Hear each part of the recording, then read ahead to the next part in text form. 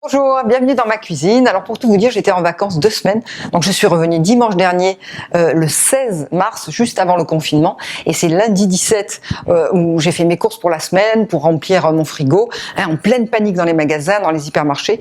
Donc moi je suis allée chez mes petits producteurs locaux, comme d'habitude, pour remplir mes paniers, et puis j'ai quasiment pu faire mes courses comme d'habitude, donc c'est une bonne nouvelle. Je vais pouvoir chaque semaine vous faire partager mes recettes pour vous donner des idées, puisque en ce moment on est à la maison. Nous par exemple on est 4 personnes, donc je vais faire 2 repas par jour pour 4 personnes. Donc je vais essayer de vous donner des idées.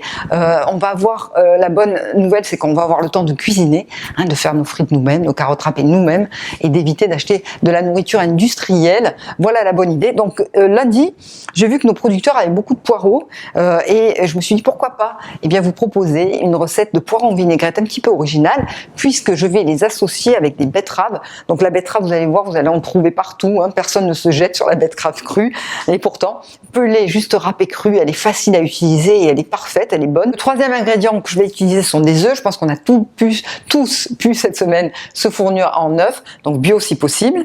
Et puis ensuite c'est juste de quoi faire une vinaigrette. On a tout ça normalement dans nos placards, un tout petit peu de sel, beaucoup de poivre du moulin, un bon poivre, de la moutarde bio, une huile d'olive de qualité, du vinaigre, un petit peu de vinaigre de cidre bio, et si vous pouvez trouver du persil, prenez-en.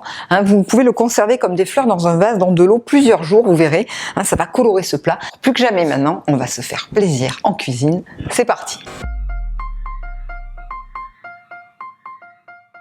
Pour la cuisson des poireaux, moi j'aime bien la vapeur, parce qu'en fait c'est un moyen simple de rendre le poireau moelleux sans qu'il soit gorgé d'eau. Donc vous les faites cuire à peu près une trentaine de minutes. Par contre pour les œufs c'est 7 à 8 minutes maximum, pour éviter qu'ils ne deviennent farineux, puisque on va tout de suite les faire refroidir, ils seront plus faciles à peler, et les écraser à la fourchette pour avoir une jolie texture d'œuf émietté comme ça qu'on va verser sur nos poireaux.